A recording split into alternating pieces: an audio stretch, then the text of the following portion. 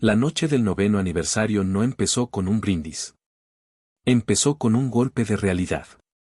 Las lámparas de cristal encendidas, la orquesta tocando suave, el personal impecable como un ejército vestido de sonrisa, y Blaquesier bajando la escalera con otra mujer del brazo.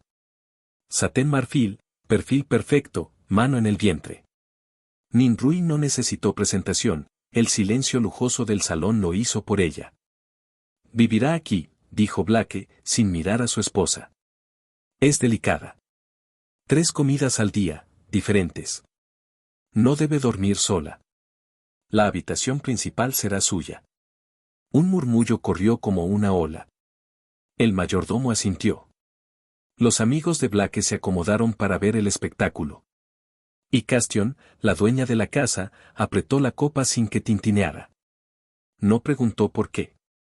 No preguntó cuándo. Sabía que en esa mansión las respuestas siempre llegaban en forma de órdenes. A la derecha del salón alguien lanzó la broma cruel que todos esperaban: apostemos cuánto tarda en rogar. 10 millones sobre la mesa y una carcajada elegante. Blake, satisfecho, dejó caer el resto de su libreto. Y deja el brazalete. Xiao Rui ha tenido pesadillas. Te sobra. Ese brazalete era lo último que le quedaba de sus padres. Castion lo desabrochó despacio. Caminó hasta Ninrui y se lo puso en la muñeca con una cortesía tan perfecta que dolía. Que el niño llegue sano. Y en paz. El jade resbaló, golpeó el mármol y se hizo trizas. Un filo cortó la piel de Ninrui. Una línea roja brilló como una firma. No hubo tiempo para gestos. Blake la tomó en brazos. La sala se deshizo en pasos, indicaciones, teléfonos. Doctor. Ahora. Traiga todo. El nombre de la invitada ocupó los espacios donde antes respiraba el de la esposa. Castion giró hacia la puerta. No corrió. Caminó, que es la forma más contundente de irse. Afuera, el coche que ella misma había reservado esperaba con el motor encendido. Faltaban 3 pasos para el portón cuando 2 guardias aparecieron del aire, puntuales como una mala noticia. El señor la necesita, dijeron. La devolvieron al estudio, un espacio con estanterías y trofeos, el museo privado del ego de Blake. Él aguardaba, impecable, como si todo lo anterior hubiese sido un ensayo. Te arrodillarás y pedirás perdón, anunció. Rompiste el talismán. Heriste a quien me importa. Castion sostuvo la mirada. No dijo que fue un accidente. No dijo que la humillación también corta. Se inclinó. Las astillas del jade hicieron su trabajo. El mármol recibió la primera gota.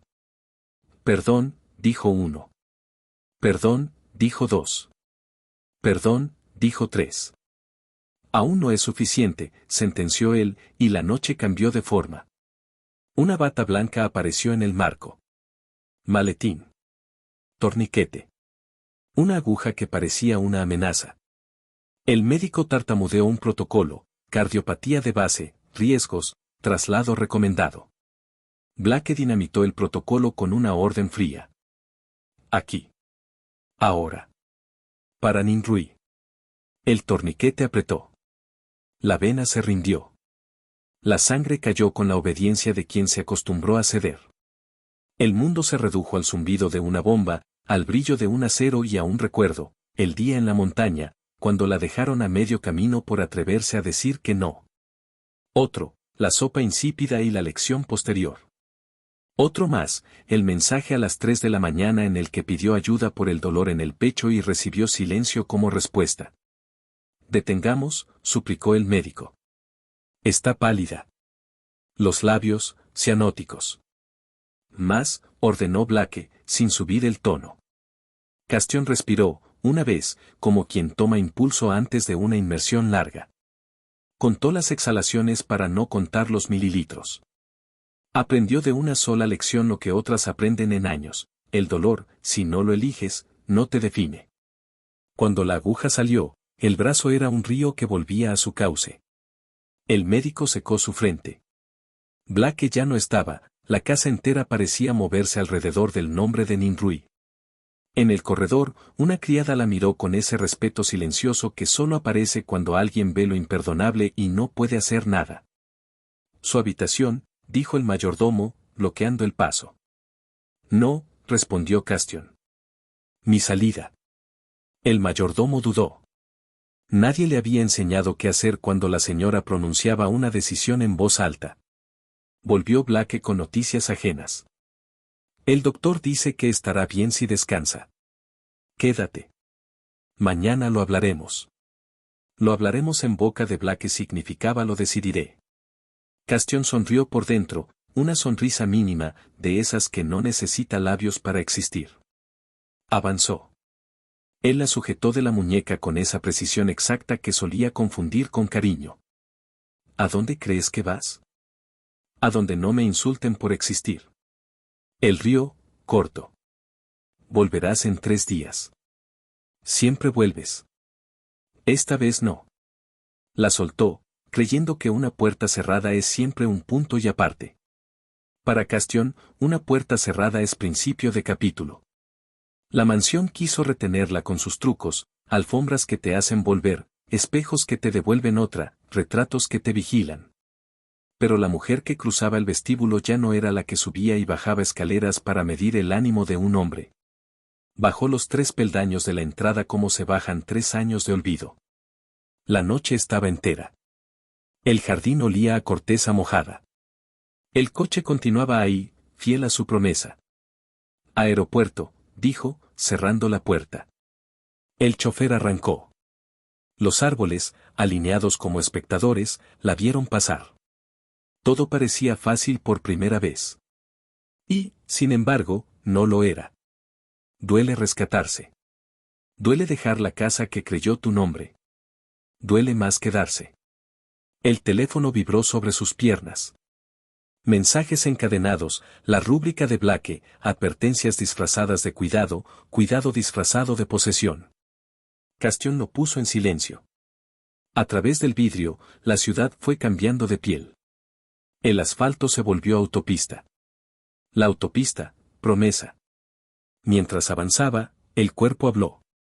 Un mareo, una punzada en el pecho, el brazo adormecido. Las luces de la calle parecieron estirarse. No quiso desmayarse. No ahora. Se concentró en lo que venía, un mostrador, un pasaporte, una pantalla anunciando destinos. No sabía cuál sería el suyo. Saberlo le habría quitado fuerza. Prefería el trayecto. La mansión, en ese instante, se reordenaba. El salón recuperaba su música. Las risas regresaban a su carril. Ninrui, con una venda nueva, recibía mimos y promesas. El mayordomo daba indicaciones. Alguien frotaba el mármol para borrar la mancha. Nadie mencionaba el nombre de quien no estaba. Es la ley de esas casas, lo que no se nombra, no existe. El chofer, un profesional de pocas palabras, la miró por el retrovisor solo una vez. La reconoció. No por ser la señora, sino por la mirada de quienes abandonan una guerra que ya no piensan pelear. ¿Quiere agua? Quiero llegar. Las luces del aeropuerto aparecieron como una constelación doméstica. El coche se detuvo. La puerta se abrió con el susurro de las cosas definitivas. Un portero intentó tomar la maleta, Castión la sostuvo. Pagar la cuenta, respirar hondo, ajustar el abrigo. 3 actos mínimos que, ejecutados con firmeza, se convierten en ritual. Adentro, la fila se movía con la paciencia de un reptil. El panel de salidas era un mar de nombres. Ella eligió el primero que no le recordaba a nada. Su pasaporte pasó por la línea roja y salió con el golpe seco de un sello. En el bolsillo, el silencio del teléfono pesaba menos que el brazalete ausente. Lo acarició por costumbre y encontró piel. Su piel. En la sala de embarque, el cansancio la alcanzó por fin. No el cansancio de la noche, sino el de los años resumidos en una palabra, aguantar. Cerrar los ojos un segundo no era renunciar al plan, era darle un cuerpo que lo sostuviera. Los abrió cuando oyó su nombre. No el que la casa usaba para llamarla. El suyo, el que seguía ahí aunque nadie lo pronunciara. Subió al avión con una calma trabajada. La azafata sonrió como solo sonríen las personas que ven a diario a desconocidos en decisiones definitivas. Castión tomó su asiento junto a la ventanilla. El ala se recortó sobre la negrura. Pensó en el brazalete. Pensó en la bendición que dio sin que nadie se la pidiera. Pensó en que la paz no se hereda, se fabrica. El avión empezó a moverse. La ciudad se hizo maqueta, la mansión, insecto de luz, el salón, un recuerdo sin sonido. Cuando las ruedas se separaron del suelo, Castión no se sintió ligera. Se sintió exacta. Había dejado atrás el lugar donde su sangre se volvió un recurso. Por primera vez en años, lo que corría dentro de ella le pertenecía. Blake llamó una vez más, convencido de que el mundo gira a la velocidad de su dedo. No obtuvo respuesta. La apuesta de los 10 millones quedó desierta. Nadie cobró. Nadie perdió. Salvo él, que no lo sabía. Y la historia, de verdad, empezó ahí. Con una puerta que se cerró. Con una aguja que ya no volvería a tocar su piel. Con una mujer que, sin brazalete y sin permiso, decidió no volver. Con un vuelo que no tenía destino en su memoria y, aún así, la llevaba al lugar más valioso, el que se abre cuando dices basta. La luz del hospital no perdona. Todo lo vuelve pálido, exacto, inapelable. Cuando Castión abrió los ojos, el techo tenía la misma expresión que los médicos, neutral. Sintió el brazo entumecido, un sabor metálico en la boca, y esa debilidad que no viene del cuerpo sino de la certeza. Sobre la mesa, una hoja con cifras, anotaciones, un pulso irregular. Al lado, su teléfono con decenas de llamadas perdidas que no decían su nombre, decían control. Tocó el timbre. La enfermera apareció con rutina amable y preguntas medidas. Sí, mareo al incorporarse. Sí, dolor opresivo. Sí, cardiopatía desde niña. No, no vendrá nadie a acompañarla. La mujer apuntó en su planilla y dejó una frase suspendida en el aire: aquí se recupera más rápido quien no espera. Castión entendió el idioma. Blake no cruzó la puerta. En su lugar llegaron flores anónimas, un jugo tibio, una excusa redactada por alguien de recursos humanos, asuntos urgentes en la empresa, revisiones de contrato, una fusión. Min Rui, en cambio, era una presencia constante sin estar. Su nombre aparecía en cada mensaje reenviado, en cada foto que los amigos compartían como si fueran noticieros. Cena de gala. Sonrisa perfecta. Mano en el vientre, siempre visible. Blake inclinándose para escuchar algo en su oído. Un bocado que él sopla antes de llevarlo a la boca de ella. Esa intimidad calculada que todo el mundo aplaude porque luce bien en cámara. El médico de cabecera entró con su portapapeles como escudo. Pronosticó unos días más de observación. Recomendó calma. Repitió, como si fuera un mantra de hospital, que el estrés mata más que la enfermedad. Castión se quedó mirando la ventana. No había paisaje, apenas la espalda de otro edificio. Aún así, sintió el impulso de empujarla y salir por allí, no por una urgencia de caída, sino por la urgencia de aire. El pasado volvió de golpe, como un archivo que alguien abre sin permiso. Vio la habitación en penumbra, el olor a neumático caliente, el teléfono vibrando con la torpeza de las manos que sangran. Vio el baño pequeño de la clínica, el papel con 2 líneas rosadas que brillaban como una superstición buena. Vio, sobre todo, la pantalla del móvil, la llamada que hizo a Blake con la noticia atorada en la garganta. Y luego, la escena que le devolvió la cámara, Min Rui desnuda, risas discretas, un juego de apuestas. Perdió, está atado, dijo la voz pastosa de la invitada. Luego vino la llamada de Blake. La palabra que eligió fue ridícula. Las siguientes fueron peores. Castión cortó sin contestar. Aprendió, esa misma noche, que hay certezas que no se discuten, el amor no pide disculpas por existir. Volvió el médico. Volvió la enfermera.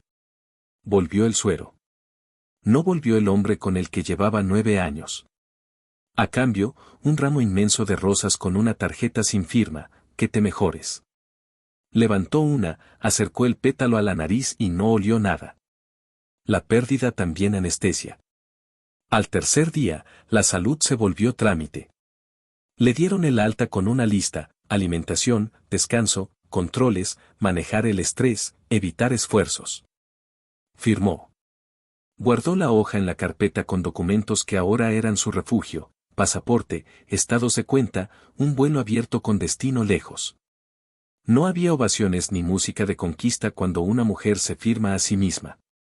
Hay, como mucho, una respiración más honda. Cruzó el pasillo con paso lento.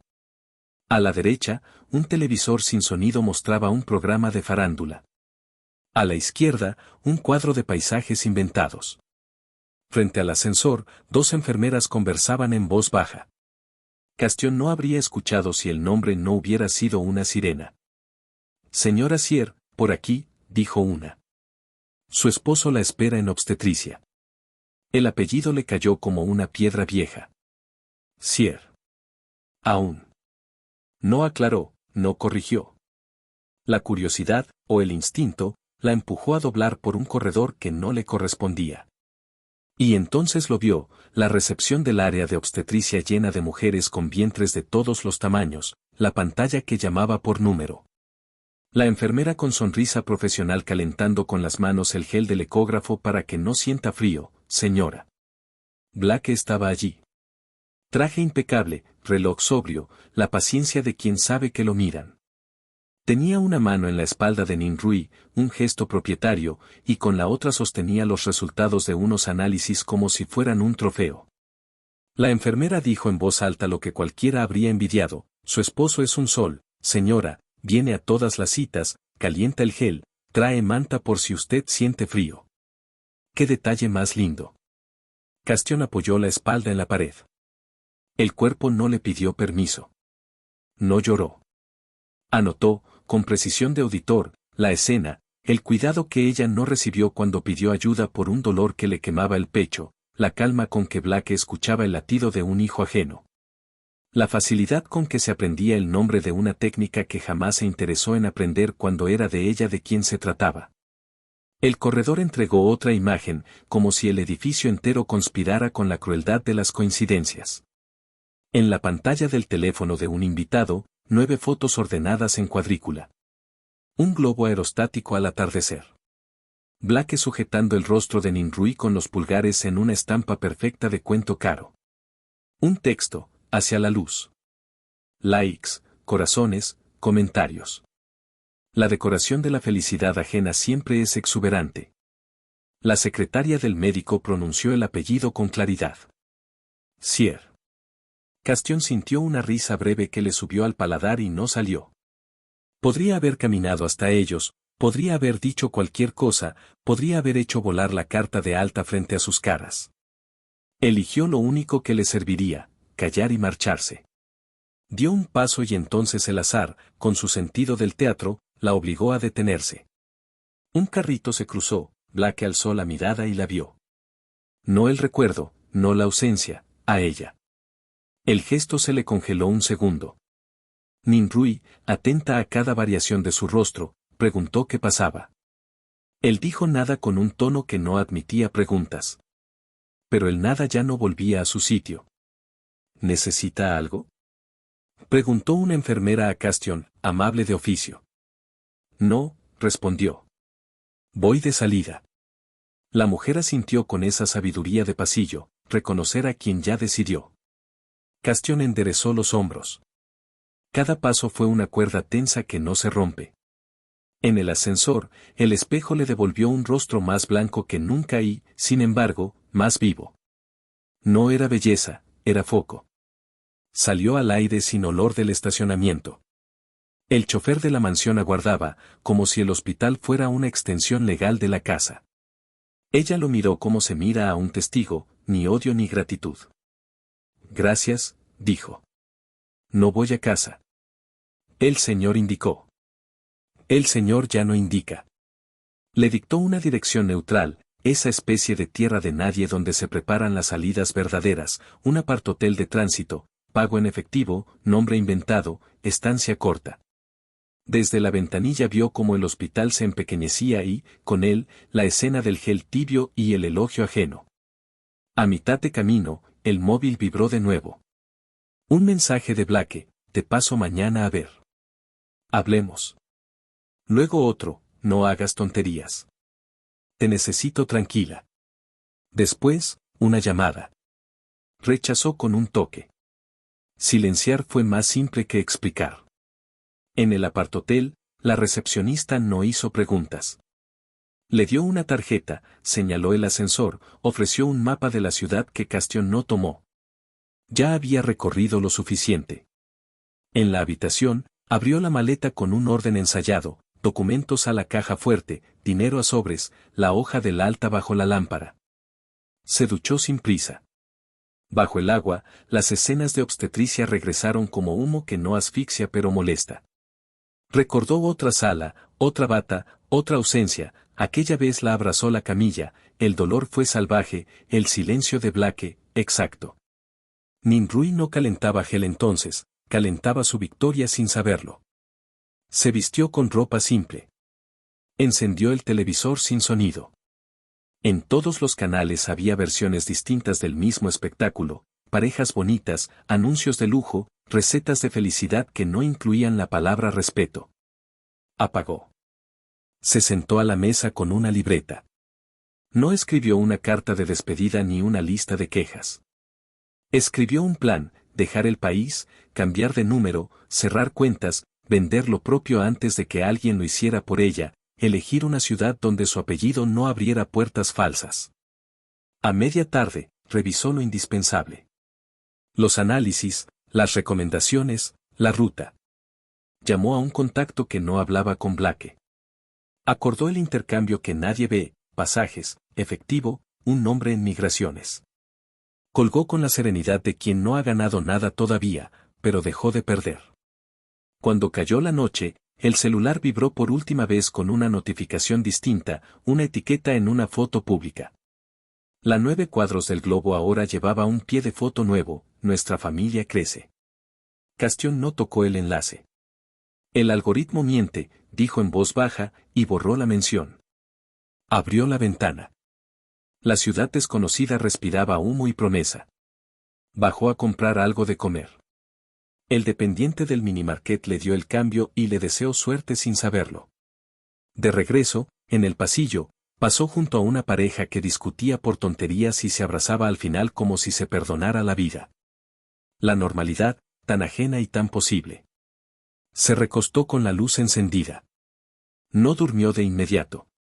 Dejó que el cansancio físico la venciera y que el otro, el de los años, se guardara para después. Soñó con un latido que no era el de un monitor ni el de un feto ajeno, sino el suyo haciendo su trabajo sin órdenes de nadie.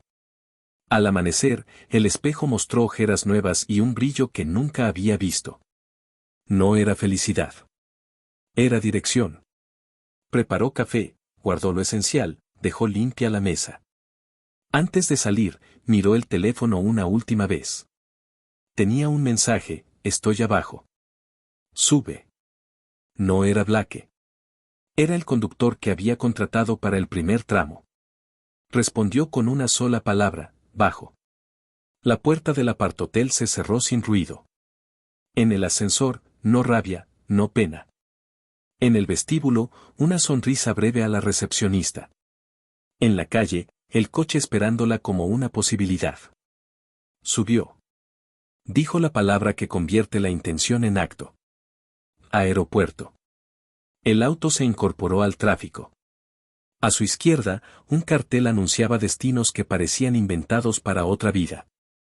A su derecha, edificios que podrían ser de cualquier ciudad. En el retrovisor, su cara ya no era la del hospital. Era la de alguien a quien acaban de devolverle el derecho más simple y más difícil: elegir. Blake, en algún lugar, calentaría otro gel, sonreiría para cámaras, firmaría contratos y creerá que lo tiene todo bajo control. No vería, no todavía, el hueco exacto que deja la pieza que daba sentido al tablero. Castion no pensó en eso. Pensó en el mostrador, en el sello, en el asiento junto a la ventanilla. Pensó en lo único que necesitaba sentir, el avión despegando y la certeza sobria de estar, por fin, saliendo de la escena donde la usaban como extra para la felicidad de otros. La luz de la mañana convirtió la ciudad en un escenario lavado. El aeropuerto apareció como una promesa con forma de terminal. El coche se detuvo. Ella apoyó la mano en la manija y sonrió por dentro. No era un final. Era un segundo acto con protagonista nueva. Se bajó. Caminó sin mirar atrás. Y cada paso borró una escena, la risa al apostar, el jade astillado, el más frío de una orden, el gel tibio, la enfermera elogiosa. Quedó lo que importa, un pasaporte, una decisión, un corazón que late a su propio compás. El regreso a la villa fue un error con forma de invitación. Black había enviado un mensaje breve, casi neutro: tenemos que hablar. Solo 5 minutos. 5 minutos. El tipo de promesa que un corazón cansado aún quiere creer. Castion aceptó, no porque esperara algo, sino porque quería cerrar un ciclo mirándole a la cara. Había aprendido que el adiós más firme no se escribe en aeropuertos, sino en la casa donde te rompieron. La mansión la recibió con su silencio caro. Todo estaba en su lugar, los cuadros alineados, el perfume de flores frescas, la música baja que siempre sonaba cuando había algo que ocultar. La única diferencia era una risa en el piso superior. Una risa aguda, nueva, dueña del aire. Castion subió las escaleras sin preguntar. La puerta del dormitorio principal estaba entreabierta. Dentro, Min Rui, en camisón de seda, hablaba por videollamada mientras se pintaba los labios. En la cama, el móvil de Black brillaba con notificaciones. Castion lo tomó. No lo hizo por venganza, lo hizo por instinto. El código no había cambiado. Lo que vio no era un secreto, era una colección de pequeñas crueldades.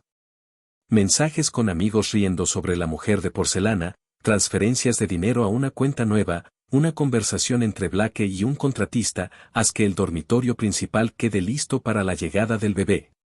La señora Sier ya no lo usará. Cerró los ojos un segundo. El aire se espesó. Min Rui la observaba desde el espejo, con la sonrisa satisfecha de quien cree haber ganado el papel protagónico. ¿Curiosa, señora Sier?, dijo con voz dulce.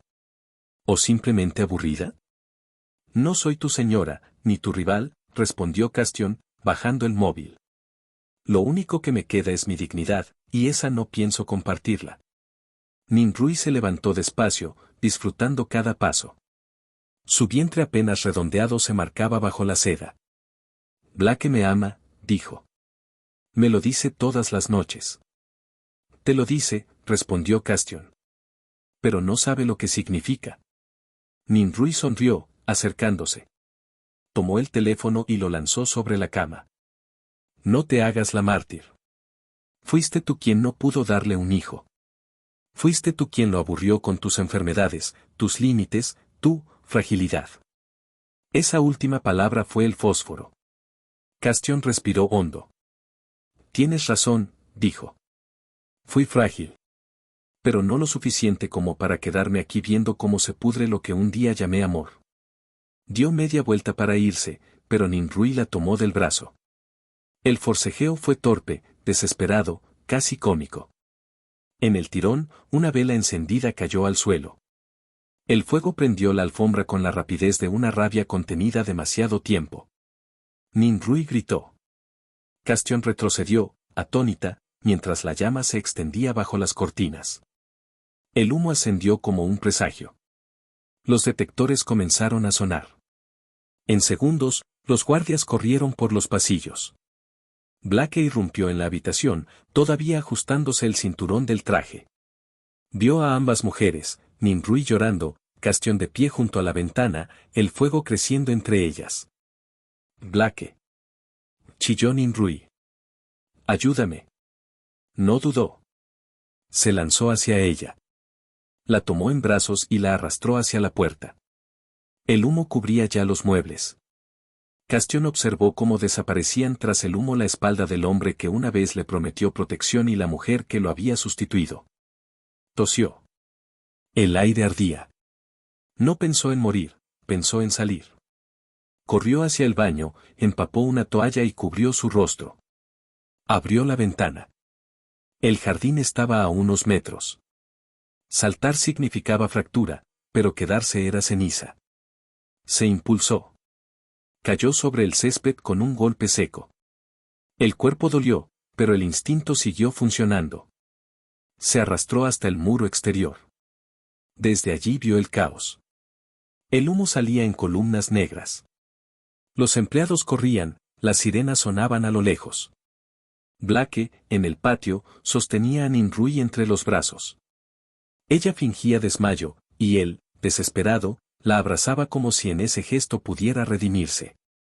Castion observó la escena sin rabia. Solo entendió.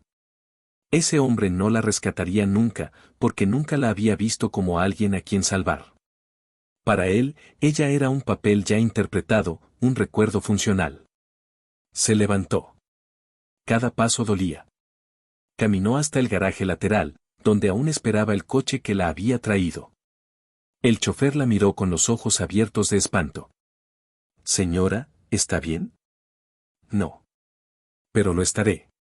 Llévame al aeropuerto. El auto se alejó entre el polvo. Detrás, la mansión ardía, iluminando el cielo con una claridad cruel. En el asiento trasero, Castion respiró profundo. El olor del humo aún la seguía, pero también la sensación de cierre. En el aeropuerto, las luces frías la envolvieron como un renacimiento. Caminó hasta el mostrador.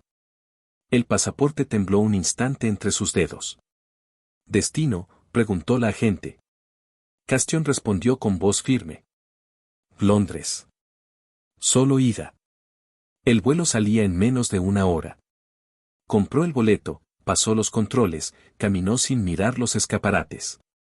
En la sala de embarque, su reflejo en el cristal era el de una mujer cansada pero completa. Por primera vez en años, nadie la esperaba. Y eso no era tristeza. Era libertad. El avión comenzó a abordar. Guardó el pasaporte y miró su teléfono. Decenas de mensajes, llamadas, advertencias. Uno solo la hizo detenerse. ¿Dónde estás?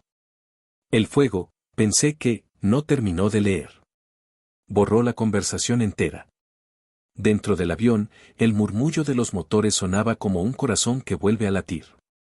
Cuando las ruedas se separaron del suelo, Castion sintió algo parecido a la vida.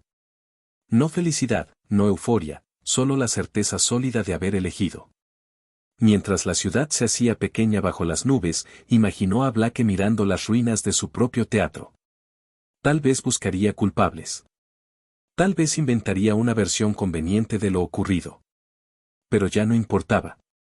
La historia había terminado, y el epílogo le pertenecía solo a ella. A miles de metros del suelo, con la cabeza apoyada en la ventanilla, cerró los ojos. No había jade en su muñeca, ni anillos, ni documentos que la ataran a un nombre ajeno. Solo su pulso, débil pero firme, marcando un nuevo compás. La villa, el fuego, el humo, Ninrui y su falso embarazo, todo quedaba atrás como un escenario derrumbado. Lo que venía no era una promesa, sino un territorio virgen. Una vida sin espectadores. Blake podría gastar su fortuna reconstruyendo la mansión, comprando silencio, fabricando versiones. Ninrui podría seguir representando la maternidad que nunca existió. Pero nada de eso cambiaría la verdad, Castion había sobrevivido. Y quien sobrevive, gana. El avión atravesó una franja de nubes. Londres esperaba con su lluvia constante, con calles donde nadie la conocería, donde su nombre no sería un recordatorio de pertenencia sino una declaración, Castion, solo Castion. Apretó el cinturón, apoyó la cabeza y exhaló despacio. Por primera vez, el mundo seguía girando sin ella al centro. Y eso, descubrió, también era amor. Amor propio. La mansión de Lozier no recordaba un silencio así desde hacía décadas. Era el cumpleaños número 82 del patriarca, una fecha que normalmente se celebraba con orquesta, discursos, vinos añejos y la presencia impecable de toda la familia. Pero ese año, algo era distinto. El aire pesaba. Las sonrisas eran cuidadosas. Faltaba alguien que, aunque siempre discreta, solía darle sentido al orden de aquella casa, Castion. El gran salón estaba lleno de invitados. Políticos, socios, amigos de apellido antiguo. Blake se movía entre ellos con una sonrisa ensayada y la seguridad de quien cree que los errores se corrigen con dinero y aplausos. A su lado, Ninrui lucía un vestido blanco con bordes dorados y una expresión serena que no lograba ocultar la inquietud. Habían pasado semanas desde el incendio. La prensa había sido controlada, la versión oficial instalada, accidente doméstico, sin consecuencias. El patriarca Sier, sentado en el trono de cuero que presidía el comedor, aguardaba su regalo anual de la familia principal. En el fondo, una asistente trajo 3 cajas de distinto tamaño, envueltas en tela de lino bordada. De parte de la señora Sier, anunció. Blake se giró, sorprendido. Los murmullos se multiplicaron. Nadie esperaba que Castion enviara nada. Nadie, salvo quizá el abuelo, que se enderezó lentamente y sonrió con una chispa de algo parecido al alivio. Ábranlas, ordenó con voz grave. Blake asintió. Tomó la primera caja. Dentro, un tapiz hecho a mano, el mismo que durante años colgó en la biblioteca familiar. Mostraba el escudo de los Sier, rodeado de hojas doradas y una frase en hilo carmesí, donde la lealtad florece, el honor perdura. El tejido olía a hogar, a tiempo, a paciencia. Blake lo levantó, pero la mirada de su abuelo no era de orgullo. Era de interrogación. El tapiz, dijo el anciano. Ella lo bordó cuando se casaron. Nadie comentó. La segunda caja era más pequeña, pesada. Dentro, una joya envuelta en terciopelo, el brazalete familiar de jade. El mismo que Castion había dejado caer la noche del aniversario. Pero ahora estaba entero, restaurado con oro en sus grietas, al estilo japonés del kintsugi. Un arte que cura con belleza lo que se rompió con dolor. El patriarca alzó el brazalete y lo giró bajo la luz. Su expresión cambió. El jade se rompe cuando mienten, dijo, casi para sí. Blake intentó mantener la calma. Buscó en la sala a alguien que interviniera, pero todos observaban con una mezcla de curiosidad y respeto por el drama ajeno. Ninrui fingió una sonrisa. Debe ser un malentendido, susurró. Estoy segura de que. El anciano la interrumpió con una mirada. Luego hizo un gesto hacia la tercera caja, la más pequeña, la única que pesaba poco. Blake la abrió. Dentro había una carpeta gris con 3 documentos. El primero, una carta escrita a mano. A la familia que me acogió con promesas. Devuelvo lo que no me pertenece, el nombre, el anillo y la carga. No con rencor, sino con el corazón tranquilo de quien ya no tiene nada que demostrar. No busquen mi sombra. Estoy donde el invierno no duele. Castion. El segundo documento era un informe médico. Diagnóstico, insuficiencia cardíaca agravada por hemorragias reiteradas. Fecha, 2 semanas antes del incendio. Firma del doctor personal de la familia. El tercero era un contrato. Un acuerdo de divorcio, firmado por ella. Y sellado por un notario en Londres. El silencio fue absoluto. Solo se escuchó el crujido del papel al doblarse. El abuelo tomó la carpeta, leyó, y en su rostro se mezclaron el dolor y una furia antigua. Se levantó con esfuerzo, acercándose a su nieto. Blake intentó hablar. Abuelo, no sabías toda la historia. Ella. El golpe resonó como una sentencia. Una bofetada seca, cargada de vergüenza y verdad. Ninrui ahogó un grito. Los invitados bajaron la mirada. Nadie se atrevió a intervenir. Tú llevas mi apellido, dijo el anciano con voz quebrada. Y lo usaste para pisotear a una mujer que valía más que toda esta casa. Esa carta es tu castigo. Y también tu herencia. Blake retrocedió un paso. No encontró palabras. Ninrui buscó su mano, pero él no respondió. El abuelo se volvió hacia los presentes, su voz resonando con autoridad restaurada. A partir de hoy, la señora Sier es libre. Y este hombre, Lo señaló con un temblor de rabia, ya no tiene derecho a hablar por la familia. El mayordomo, testigo de todo, bajó la cabeza. Era la forma más solemne de confirmar una decisión que ya era irrevocable. En el fondo del salón, una de las pantallas encendidas mostraba, sin que nadie lo notara al principio, un noticiero extranjero. En la esquina inferior, el titular, empresaria asiática recupera su salud en clínica privada de Londres. Fuentes confirman traslado permanente. La imagen, breve, mostraba a Castion caminando entre árboles de invierno, con abrigo largo y rostro tranquilo. Blake la vio.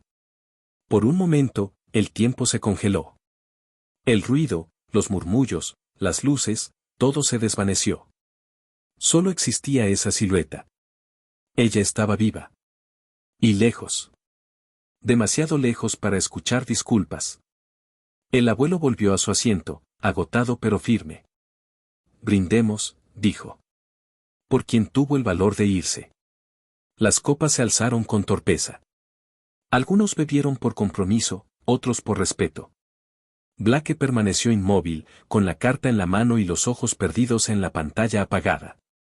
Ninrui, a su lado, entendió que el papel de esposa había durado menos de lo esperado. Esa noche, la mansión se vació temprano. La orquesta guardó los instrumentos. Los sirvientes apagaron las luces con un cuidado especial, como si temieran que el eco del escándalo siguiera encendido. En el despacho, Blake revisó los documentos una y otra vez, buscando una grieta, un indicio de que aún podía arreglarlo. No lo encontró. En Londres, mientras tanto, Castion observaba la nieve caer sobre la ventana del pequeño apartamento donde ahora vivía. En la mesa, un pasaporte nuevo. En la estufa, un té humeante. Encendió la radio y una melodía suave llenó la habitación. Afuera, los pasos de la gente no llevaban su nombre. Era libre. Sonrió apenas, tocándose el pecho. El corazón seguía frágil, pero vivo. Y por primera vez, sin miedo. Mientras el vapor del té empañaba el vidrio, pensó en lo irónico de todo. Blake había tenido el mundo en sus manos, y ella, tan solo un hilo de voluntad. Pero a veces eso basta para ganar la partida. El teléfono sonó. Un número desconocido. No contestó. Cerró los ojos. El reloj marcó las 11 y el viento golpeó la ventana como un aplauso contenido. En la distancia, la mansión Sierra apagaba sus luces, pero la historia recién terminaba de encenderse. Porque, a veces, el acto más silencioso, irse sin mirar atrás, es también el más ruidoso. Y Castion lo había entendido demasiado tarde para él, pero justo a tiempo para ella. Londres tenía un tipo de frío que no se parecía a nada que Castion hubiera sentido antes. No era un frío hostil, sino limpio, exacto, casi purificador. Las mañanas olían a pan recién hecho y a promesas sin cumplir. Había alquilado un pequeño estudio cerca de Hyde Park, con paredes blancas y una ventana grande desde donde podía ver el cielo gris. Era modesto, pero era suyo. Y sobre todo, era lejos. Pasaron semanas en calma. Aprendió a caminar sin mirar atrás, a pedir café en otro idioma, a dormir sin miedo a una llamada nocturna. Su cuerpo, aunque débil, comenzaba a obedecer. Había retomado un viejo hábito, bordar. Las puntadas la ayudaban a poner orden en el caos. Cada hilo era una forma de recuperar lo perdido, la paciencia, la confianza, la vida. Hasta que un día, el pasado tocó a su puerta. Literalmente. El golpe fue suave, pero insistente. Al abrir, se encontró con un ramo de rosas rojas tan grande que ocultaba el rostro de quien las traía. Al bajar las flores, el tiempo se quebró. Blake estaba ahí, en pie, con la barba apenas crecida, los ojos hundidos, el traje arrugado como si no hubiera dormido en días. No sabía cómo encontrar las palabras, dijo él, sin preámbulo, así que traje las flores. Castion no se movió. El corazón le dio un vuelco, no de emoción sino de alerta. Viniste hasta aquí, respondió con calma. ¿Para qué? Blake sonrió con cansancio, como un niño que intenta justificarse ante su maestra. Para pedirte perdón. Para explicarte. Para decirte que fui un idiota.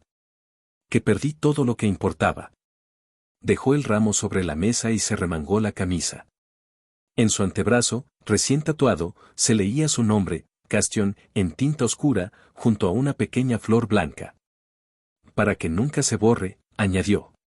Ni aunque tú quieras olvidarme. Ella observó el tatuaje un momento. Luego le sirvió té sin invitarlo a sentarse. No necesitas grabarte mi nombre en la piel, Blake. Ya lo llevas en la conciencia. Y ahí no hay tinta que lo salve. Él la miró con una mezcla de culpa y desesperación. He dejado a Ninrui. Cerré todo. La prensa puede decir lo que quiera, pero lo nuestro no ha terminado. No puede terminar así. Castion dejó la taza. El sonido de la porcelana sobre la madera fue su única respuesta por un instante. Lo nuestro, dijo, despacio, terminó cuando elegiste salvar a otra mujer del fuego y me dejaste en el humo. Blake abrió la boca, pero no encontró defensa. Me equivoqué, susurró. Pensé que te tenía siempre. Que podías esperar. Que podías perdonarme. Y eso fue tu error más grande, replicó ella. Creer que una mujer que ama también está condenada a quedarse. El silencio se hizo espeso. Afuera, la lluvia golpeaba el vidrio con un ritmo obstinado. Blake se pasó las manos por el rostro, exhalando con frustración. No vine solo, dijo entonces, como si eso pudiera arreglar algo. La puerta del pasillo se abrió. Un hombre alto, de abrigo oscuro y mirada tranquila, entró al apartamento. Blake frunció el ceño. ¿Quién eres? Preguntó con tono de amenaza. Castion sonrió apenas. Pei Yangwan, respondió el recién llegado. Amigo de la infancia. ¿O eso era antes? Ahora soy algo más. Blake dio un paso atrás. El nombre lo había escuchado en los rumores, el hijo del profesor de Castion, el joven que la acompañó durante los años de estudio, el que desapareció cuando ella se casó con Blake. Pei se acercó con serenidad. Tenía una energía opuesta a la de Blake, firme sin ser agresiva, segura sin necesidad de alzar la voz. Ella no te debe explicaciones, dijo Pei. Pero yo puedo darte una si eso te ayuda a entender, llegaste tarde. Blake lo miró, furioso. ¿Qué estás insinuando? Que ya no tienes lugar en su historia, replicó Pei. Y que no hay avión ni tatuaje que cambie eso. Castion se levantó, colocándose entre ambos. No discutan. No vale la pena. Se giró hacia Blake. Firmé el divorcio, lo sabes. No hay nada que recuperar. ¿Estoy bien? ¿Bien? Preguntó él, incrédulo. ¿Eso te parece bien? ¿Empezar otra vez, fingir que 9 años no existieron? No los finjo, dijo ella. Los acepto. Pero también acepto que se acabaron. Blake bajó la mirada. En su rostro se dibujaba una derrota que ni el dinero podía disimular. Tomó una de las rosas del ramo y la sostuvo entre los dedos. Te amé, murmuró. A mi manera. Castion asintió. Y esa fue la tragedia, Blake. Que tu manera dolía. Pei le pasó un abrigo, un gesto simple, doméstico. Ella se lo puso sin decir nada. El contraste entre los dos hombres era abrumador, uno representaba la culpa, el otro la paz. Blake levantó la vista. No puedes amarlo. Apenas te reencontraste con él. Pei sonrió con calma. No subestimes el tiempo, Blake. Algunos vínculos no necesitan años, solo un instante de claridad. Entonces tomó la mano de Castion con naturalidad. Nos comprometemos mañana, dijo. No es un impulso. Es una decisión. El silencio cayó como una sentencia. Blake dio un paso atrás, como si lo hubieran golpeado. ¿Compromiso? Repitió, incrédulo. No puedes. Puedo, lo interrumpió Castion. Y lo haré. Blake soltó la flor. Cayó al suelo, aplastada. Su voz se quebró. ¿Y todo lo que vivimos? Fue real, respondió ella. Pero ya no me pertenece. Pei se acercó, colocó una mano en el hombro de Blake con un respeto que dolía más que cualquier desprecio. Ella no quiere verte sufrir, dijo. Pero también merece vivir sin mirar atrás. Blake se apartó bruscamente. Miró a Castión una última vez, buscando en su rostro algún rastro de duda, de nostalgia, de ese amor que lo había sostenido más de lo que admitía. Pero solo encontró serenidad. Una paz que no incluía su nombre. Salió sin despedirse. Afuera, la lluvia lo recibió con un golpe helado. Caminó sin rumbo hasta perder la noción del tiempo. En su brazo, el tatuaje ardía como una herida fresca. El nombre que se grabó para no olvidar se convertía ahora en recordatorio de su propia pérdida. Dentro del apartamento, Pei cerró la puerta con cuidado. Castión suspiró. No quería que terminara así. A veces, respondió él, el final correcto también duele. Ella se acercó a la ventana. Londres seguía gris, pero ya no parecía ajeno. El cielo, el ruido, la lluvia, todo formaba parte de un nuevo comienzo. Pei se puso a su lado. ¿Estás lista?, preguntó. Más que nunca. Él sonrió. Entonces, empecemos. Castión apoyó la cabeza en su hombro. Afuera, el sonido del tráfico se confundía con el del viento. Por primera vez, no sentía el peso del pasado ni la prisa del futuro. Solo el presente, cálido y firme, como una promesa que, esta vez, sí pensaba cumplir.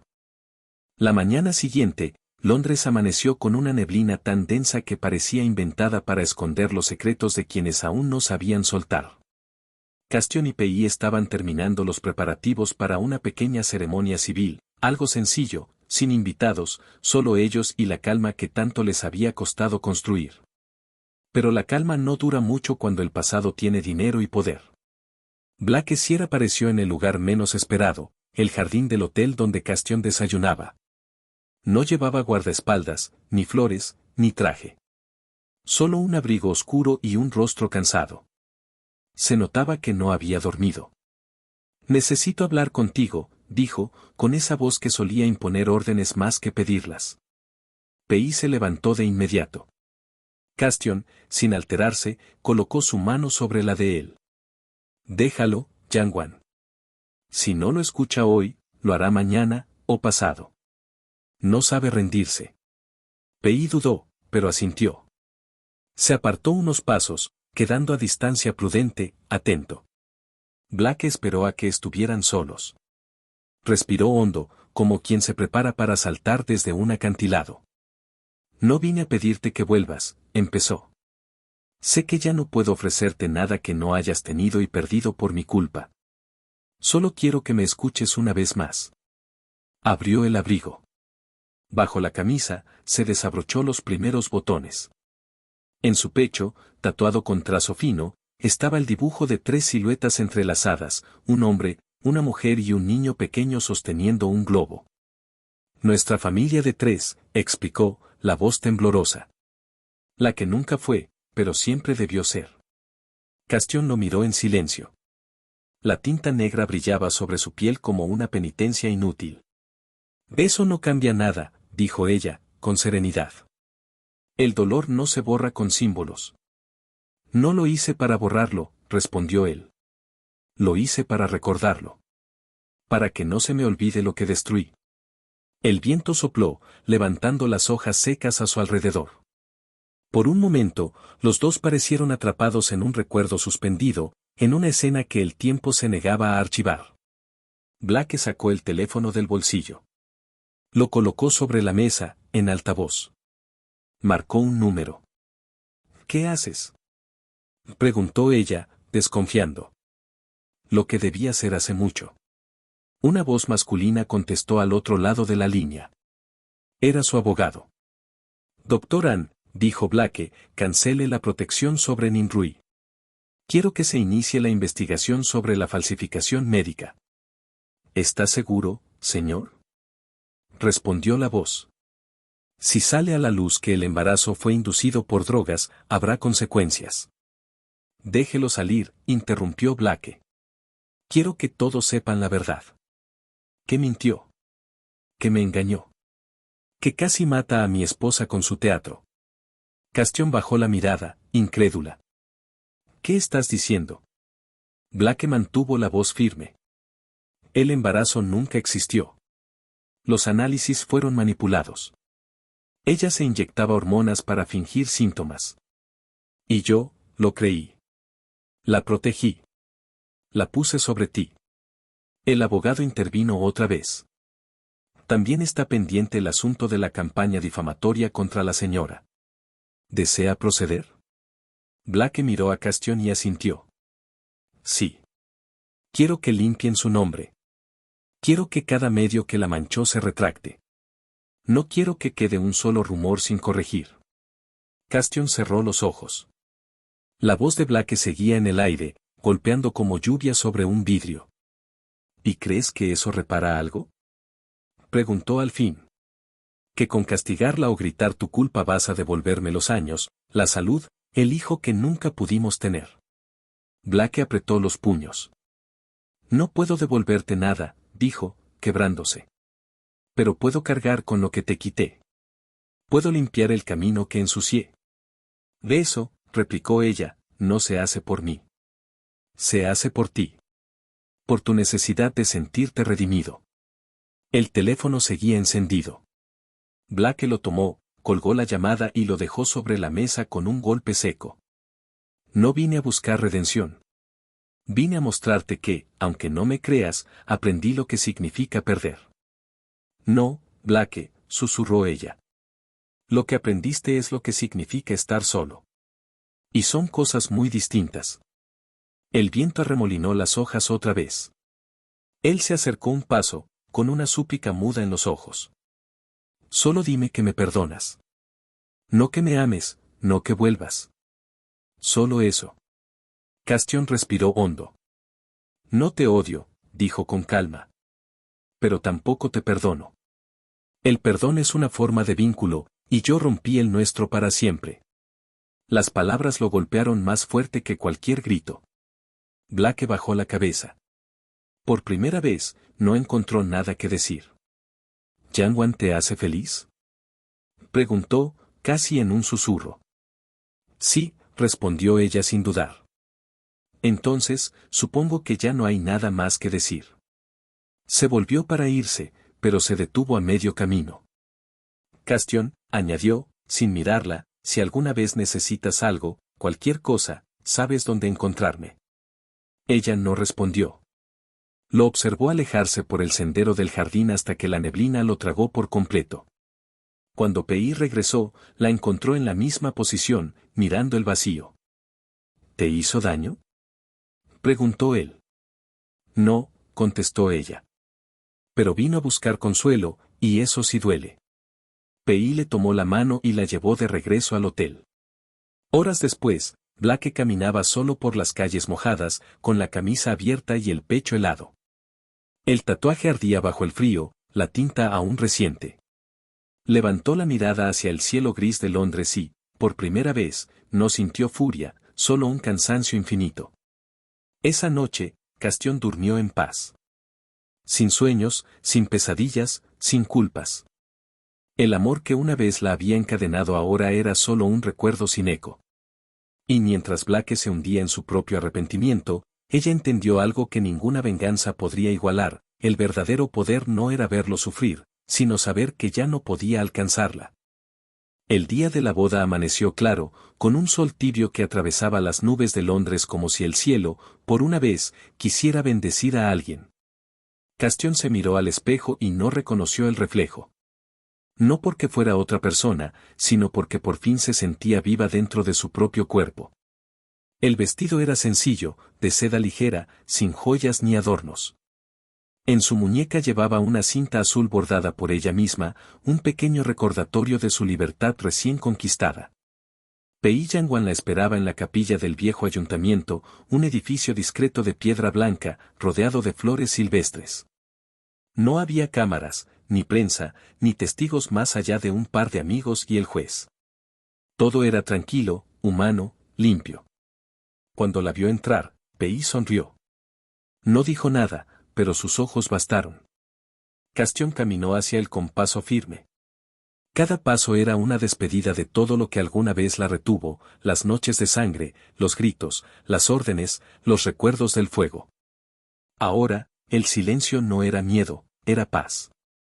El juez leyó las palabras formales, habló de unión, respeto y confianza. Ellos repitieron los votos con voz clara. Cuando Pei deslizó el anillo en su dedo, Castión sintió que el aire se abría, ligero, como si la ciudad respirara con ella. El aplauso fue breve, sincero. Afuera, el jardín se llenó de música suave y aroma a flores frescas. Un pequeño pastel blanco esperaba sobre la mesa. Y por un instante, todo fue exactamente como debía ser. Hasta que una voz cortó el aire. Castión. El grito vino desde la entrada. El sonido metálico de los pasos sobre el piso resonó antes de que alguien lo detuviera. Blaquesier irrumpió en la ceremonia, sin invitación, sin control, con la mirada de quien ya no distingue entre amor y desesperación. Llevaba el abrigo abierto, el rostro pálido, los ojos hundidos. Los asistentes se apartaron. Pei se adelantó instintivamente, colocándose frente a Castión. No hagas esto, le dijo con tono firme. Ya no perteneces a este lugar. Blake ignoró la advertencia. Su voz temblaba. Solo quiero hablar con ella. Solo un minuto. Castión respiró hondo. Sabía que huir no serviría. Dio un paso adelante, quedando a medio metro de él. Ya dijiste todo lo que tenías que decir, Blake. Por favor, vete. No puedo, murmuró. No puedo verte casarte con otro. No después de todo lo que hicimos, lo que fuimos. Lo que fuimos, corrigió ella. Tiempo pasado. Él se acercó un poco más, con las manos vacías y la voz quebrada. No vine a impedirlo. Vine a despedirme. Pero no sé cómo se hace. No sé cómo seguir respirando sin ti. Pei dio un paso, dispuesto a intervenir, pero Castión levantó la mano. Blake, no puede seguir así. Esto no es amor. Es culpa. Entonces deja que me quede con la culpa, dijo él, con una sonrisa rota. Al menos eso me mantiene vivo. Por un momento, el silencio fue tan espeso que hasta el juez dejó de moverse. El viento se coló por la puerta, moviendo las flores del pasillo. Blake miró el pastel, la mesa, las copas, el símbolo perfecto de una vida que ya no le pertenecía. Perdóname, susurró. Y antes de que nadie reaccionara, tomó el cuchillo de la mesa. La hoja brilló un instante bajo la luz, y luego se hundió en su propio abdomen. El sonido del metal fue breve, casi discreto. Un murmullo colectivo llenó la sala. Castión dio un paso atrás, sin gritar. El instinto médico de Pei lo impulsó de inmediato, corrió hacia él, presionó la herida, pidió ayuda. ¡Ambulancia! Gritó alguien. Rápido. Blake cayó de rodillas, la sangre manchando su camisa blanca. Sus ojos buscaron los de ella, implorando una última vez. No, te cases, murmuró, apenas audible. No sin saber que te amé, de verdad. Castión lo miró largo rato, sin lágrimas. Su voz fue calma, casi un susurro. Lo sé, Blake. Pero el amor no basta cuando destruye. El personal de emergencia irrumpió, lo levantaron entre gritos y órdenes médicas. La sangre dejó un rastro sobre el piso brillante. Pei se limpió las manos, respirando con fuerza. Castión permaneció inmóvil. Nadie sabía si estaba en shock o simplemente agotada. Cuando el ruido se desvaneció, tomó su ramo, lo sostuvo un instante y lo dejó sobre la mesa. No detendremos la boda, dijo, mirando al juez. Él eligió su final. Yo elijo el mío. Firmó el acta con pulso firme. Pei hizo lo mismo, sin apartar la vista de ella. Afuera, las sirenas se alejaban. El cielo, indiferente, seguía claro. Horas más tarde, el avión despegaba rumbo a Grecia. El mar Egeo brillaba bajo el sol cuando Castión apoyó la cabeza sobre el hombro de su esposo. ¿Estás bien?, preguntó Pei, con voz baja. Sí, respondió ella. Por primera vez, lo estoy. Cerró los ojos. En su mente, el ruido del pasado se fue desvaneciendo poco a poco, los gritos, el fuego, la sangre, las promesas incumplidas. Solo quedó el sonido constante del avión y la certeza serena de que, por fin, todo había terminado. En algún hospital de Londres, Blackesir abriría los ojos entre luces frías y la culpa tatuada en el pecho. Pero Castion ya no lo sabría. Ni falta que hacía. El avión cruzó las nubes y ella sonrió. No por felicidad, sino por libertad. Una diferencia sutil, pero suficiente para empezar de nuevo. La segunda historia comienza con un silencio distinto, más frío, más largo. Tom Yang había muerto una mañana cualquiera, sin flores, sin testigos, sin nadie que le sostuviera la mano. Su cuerpo se apagó en la habitación de un hospital público, mientras la televisión, colgada en la esquina, transmitía en vivo la boda de su esposo, Sansibo, con su hermanastra, Ejiao Jiao. La enfermera que la atendía bajó el volumen, pensando que era un gesto de piedad, pero Tom Yang alcanzó a ver la imagen, su marido sonriendo, con un traje beige, besando a otra mujer bajo un arco de rosas. Luego, la pantalla se nubló ante sus ojos y todo quedó en calma. No hubo duelo. En la mansión de Losé, la noticia de su muerte fue tratada como una nota de pie de página. Pobrecita, dijo la madrastra, fingiendo una lágrima mientras daba instrucciones para que el banquete siguiera. Nadie canceló la música. Nadie mencionó su nombre más de una vez. Pero la historia de Tom Yang no terminó ahí. En los días siguientes, su muerte se convirtió en un espejo incómodo que reveló lo que todos fingían no ver. Durante años, Tom Yang había sido la sombra de su familia. La hija de la primera esposa, aquella que murió demasiado pronto, dejándole a la niña una fortuna heredada y una casa en su nombre. Su padre, el señor se volvió a casar y prometió criarla con el mismo amor.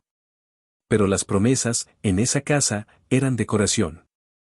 Desde que Ejiao Jiao nació, la diferencia fue evidente, un vestido nuevo para una, un uniforme remendado para la otra, un pastel de cumpleaños con velas para una, un tazón de arroz simple para la otra.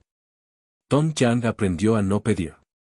A los 14 ya sabía cocinar, limpiar y desaparecer cuando los invitados llegaban. Cuando Ejiao Jiao estudiaba ballet, ella fregaba el suelo del estudio. Cuando su padre llevaba regalos a la otra le recordaba que debía agradecer por tener techo y comida. El único lugar donde encontraba paz era la biblioteca de su madre, una habitación pequeña que con los años fue convertida en trastero. Allí guardaba una caja con las cartas que su madre le había dejado antes de morir. Nunca permitas que te convenzan de que vales menos, decía una de ellas. Tom Yang las releía cada noche, como si esas palabras fueran su única herencia verdadera.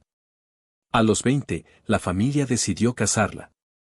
Sansibo era un joven empresario que fingía ternura y olía a éxito. En realidad, buscaba los bienes que ella aún conservaba en secreto, acciones heredadas, un terreno en el campo y los derechos de una patente. El matrimonio se arregló rápido. En la ceremonia, el padre de Tom Yang sonreía satisfecho, Ejiao Jiao era la dama de honor y Tom Yang, con un vestido prestado, parecía más una invitada que la novia.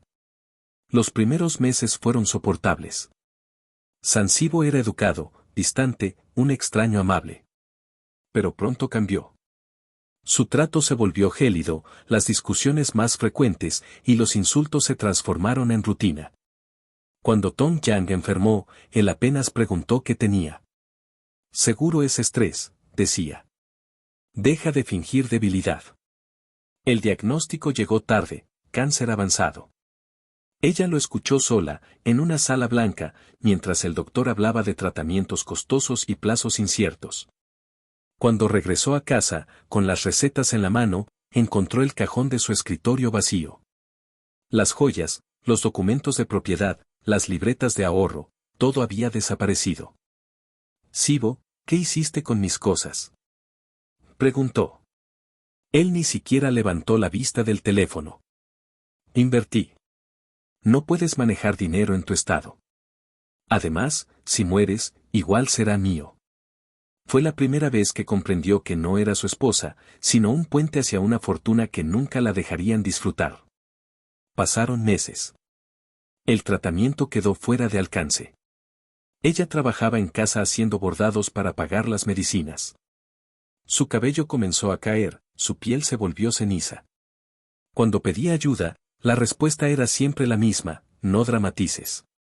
Xiao Jiao la visitaba de vez en cuando, perfumada y sonriente. Traía fruta, se tomaba fotos junto a la cama y luego la subía a las redes con frases como "la familia siempre está unida en los momentos difíciles". Detrás de cada publicación, Sansibo respondía con corazones y comentarios de admiración. Una tarde, Tong Yang escuchó por accidente su conversación. Cuando se muera, decía Xiao Jiao, venderemos la casa vieja. Ese dinero servirá para la boda. Ya casi no habla, respondió Sibo. Es cuestión de semanas. Ella no lloró. Había pasado la etapa del dolor. Solo guardó silencio y esperó. El día de su muerte coincidió, irónicamente, con la fecha elegida para la boda de ellos. En su mesa de hospital, una enfermera nueva colocó un pequeño ramo de margaritas sin saber quién era. Afuera, las campanas de la iglesia resonaban por la ceremonia de Sansibo y Xiao Jiao. Horas después, mientras la pareja cortaba el pastel, un mensaje comenzó a circular entre los invitados. Era un correo programado desde la cuenta de Tong Yang, enviado exactamente a las 12 del mediodía. El asunto decía: mi regalo de bodas. Dentro había archivos, grabaciones y copias de documentos notariales. En ellos se detallaban transferencias ilegales de sus cuentas personales a las de su esposo, falsificación de su firma en contratos. Y una confesión escrita por la asistente de Xiao Jiao que narraba años de acoso y manipulación. Sé que cuando lean esto ya no estaré, decía la carta. Pero no busco venganza. Solo verdad. La enfermedad me consumió, pero no fue el cáncer lo que me mató, fue la indiferencia de quienes decían amarme. Los medios locales se enteraron primero. Las noticias se esparcieron como fuego. Viuda engañada denuncia fraude familiar antes de morir. Empresario acusado de robar fondos de su esposa enferma. Los patrocinadores de Sansibo se retiraron, los inversionistas lo abandonaron. La familia cerró sus cuentas, intentando silenciar el escándalo, pero ya era tarde. La policía abrió una investigación. Los bienes fueron congelados. Xiao Jiao, atrapada entre cámaras y periodistas, negó todo llorando. Yo no sabía nada, repetía. Pero los mensajes de texto filtrados mostraban lo contrario. En una de las grabaciones, se escuchaba su voz diciendo: si no fuera por su herencia, nadie la recordaría. Un mes después, en el mismo cementerio donde yacía su madre, Tong Yang recibió una lápida sencilla, su nombre, 2 fechas y una línea que decía por fin libre. Los pocos que la conocieron realmente, una vecina, la enfermera, un antiguo maestro, asistieron en silencio. Nadie de su familia se presentó. En la prensa, la historia duró semanas. Algunos la llamaron mártir, otro símbolo de resistencia. Pero para quienes entendieron su historia, Tong Yang no fue una víctima perfecta, sino una mujer que, incluso al borde de la muerte, se negó a dejar que la mentira sobreviviera más que ella. Y así, desde su ausencia, logró lo que nunca pudo en vida, hacer que todos la escucharan. La caída de Sansibo comenzó con un clic. Una madrugada, solo en el despacho vacío que alguna vez compartió con su esposa, encendió la computadora para borrar su nombre de los buscadores. Pero cuanto más intentaba esconder su pasado, más lo encontraba. Una publicación reciente en un foro anónimo llevaba su foto y el título: la mujer que destruyó a su hermana para robarle todo. Era sobre Xiao Jiao. Abrió el enlace.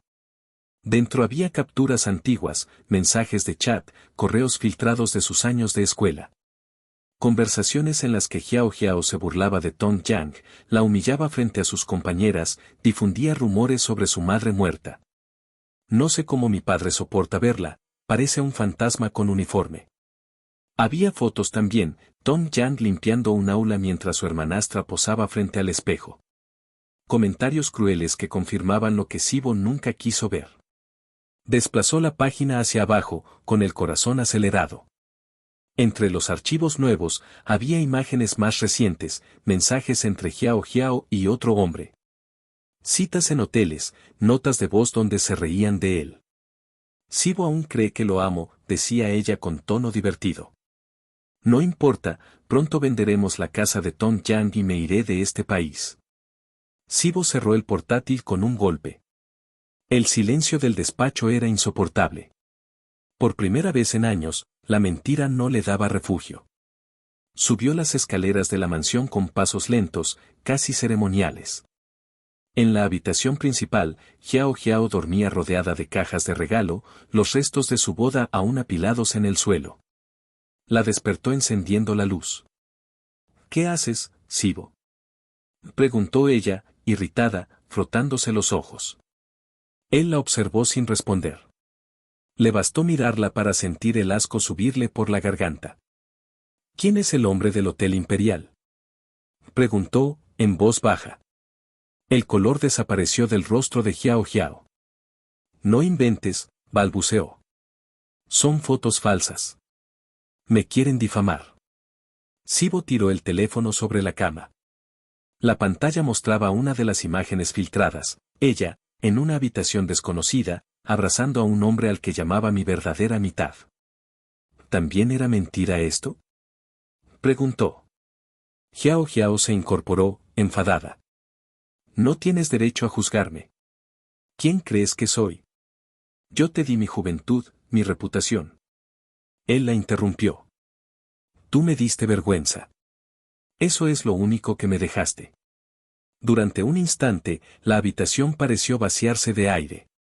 Ella intentó acercarse, pero Sibo retrocedió.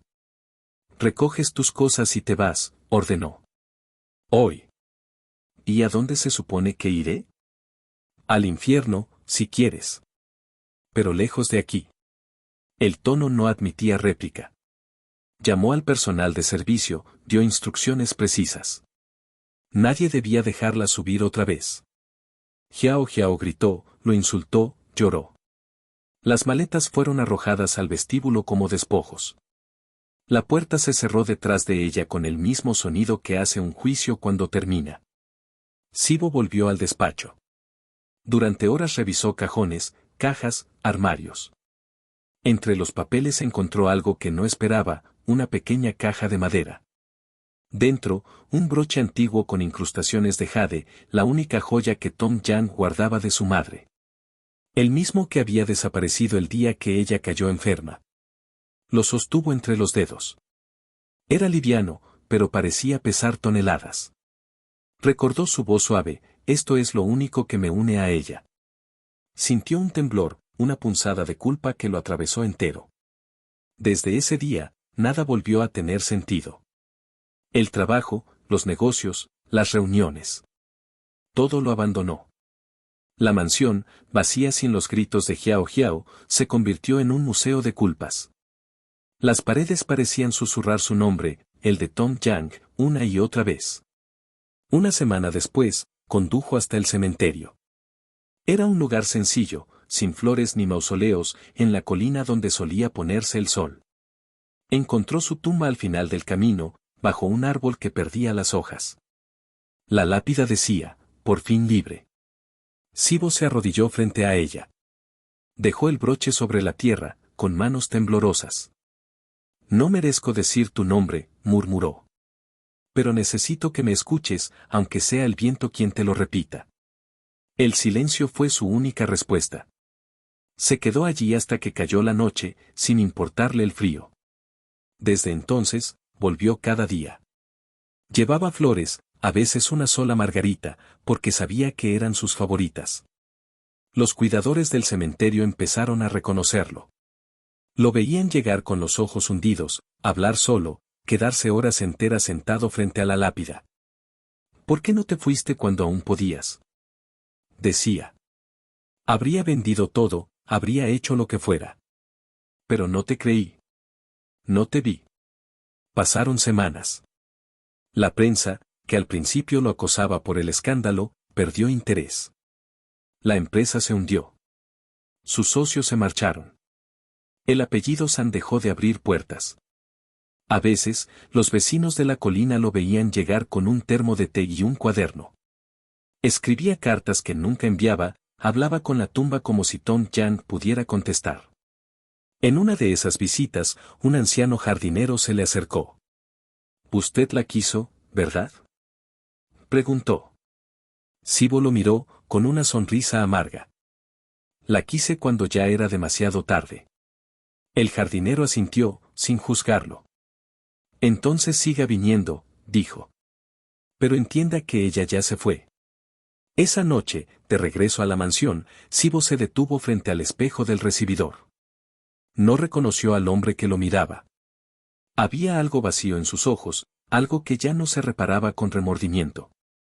Tomó el broche duplicado que había mandado hacer en honor a ella. Lo dejó sobre la mesa, junto a una foto vieja en la que aparecían los dos sonriendo, cuando todo aún parecía posible. «No sé si el infierno existe», susurró. «Pero si lo hace, yo ya vivo en él». Desde entonces, su vida se redujo a 3 lugares: el despacho, la tumba y el silencio. Cada día, el mismo camino. Cada noche, la misma pregunta que el viento nunca respondió. ¿Habría bastado un poco de amor a tiempo para salvarla? El invierno llegó, y con él, la certeza de que su castigo no era perderlo todo, sino seguir existiendo en un mundo donde Tom Yang ya no estaba. El invierno trajo con él un aire de tragedia que se respiraba en cada rincón del apellido San. La calma aparente se rompió cuando los tribunales dictaron la orden que pondría el último clavo en la tumba moral de Xiao Xiao, la confirmación de que su embarazo era falso, inducido por medicación y manipulación médica. Los médicos responsables fueron arrestados, y la prensa llenó los titulares con su nombre, la esposa impostora. Xiao Xiao fue llevada a la fuerza a una clínica. No había verdadero hijo que perder, pero el procedimiento era inevitable para evitar complicaciones físicas. Gritó, lloró, maldijo a todos, sobre todo a San Sibo. Lo llamó traidor, monstruo, cobarde. Él no respondió. Solo la observó desde la ventana del pasillo, como quien ve apagarse una pesadilla que él mismo ayudó a crear. Los días siguientes fueron un torbellino. Los medios rodeaban su casa, los inversionistas lo abandonaban, y la familia humillada, se desentendía públicamente de ambos. Fue entonces cuando reapareció alguien que no esperaba, Tong Lin, el hermano menor de Tom Yang, que había vivido lejos durante años. Llegó sin avisar, con la mirada encendida por la rabia y el duelo. Entró al despacho de Sibo sin permiso y lanzó sobre el escritorio una carpeta.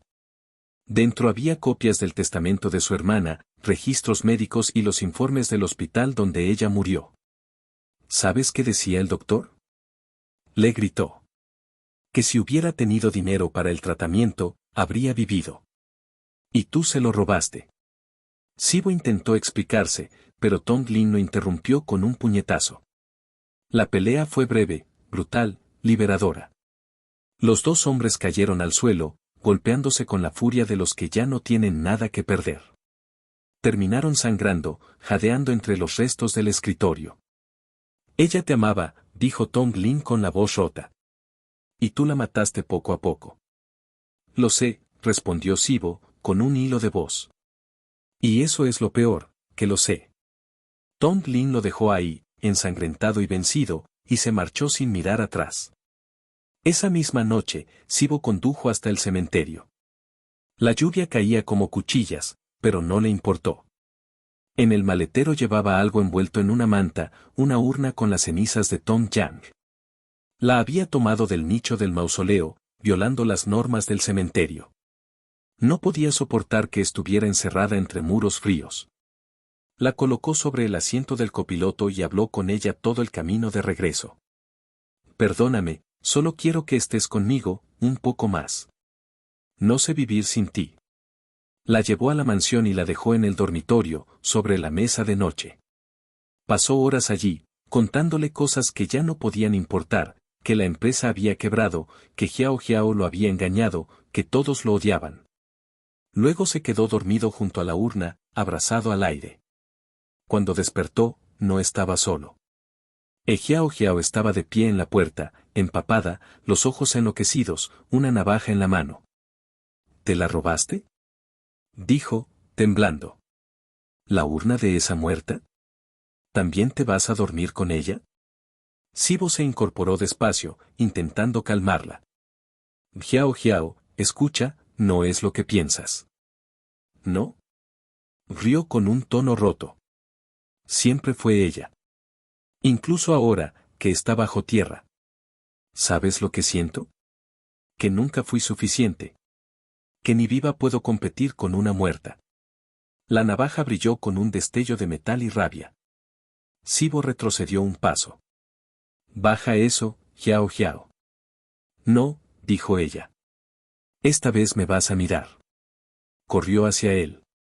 El forcejeo fue breve, confuso. Un grito. Luego el filo. La sangre. Sibo cayó de rodillas, llevándose una mano al abdomen. La urna rodó por el suelo, partiéndose en dos. Las cenizas se esparcieron, mezclándose con su sangre. Los vecinos oyeron los gritos y llamaron a la policía. Cuando llegaron, Jiao Jiao seguía allí, histérica, repitiendo una y otra vez, él me obligó, él me hizo esto. Sibo, apenas consciente, murmuraba su nombre, Tong Yang, no te vayas todavía.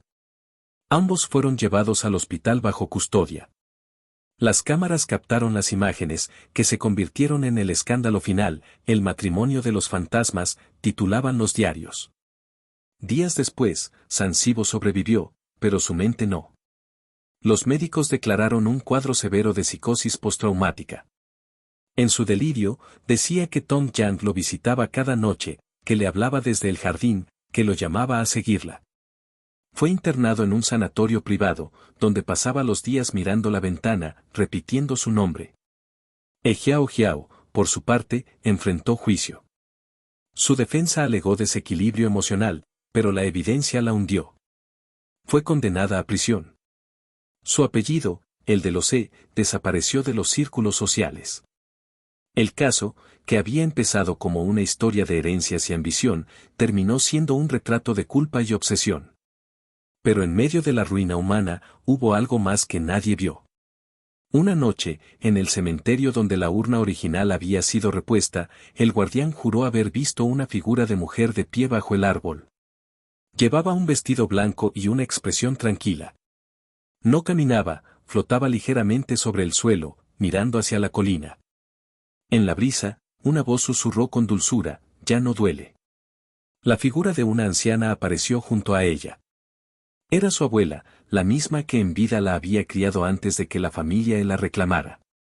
Le tendió la mano con una sonrisa cálida. Ven, niña, dijo la anciana. Ya es hora de volver a casa. Tong Yang miró por última vez el mundo que la había traicionado. A lo lejos, las luces de la ciudad brillaban, ajenas. Luego tomó la mano de su abuela, y juntas caminaron hacia el resplandor que se abría entre los árboles. El viento sopló con suavidad, levantando las hojas secas. La tierra donde descansaba su nombre se cubrió de calma.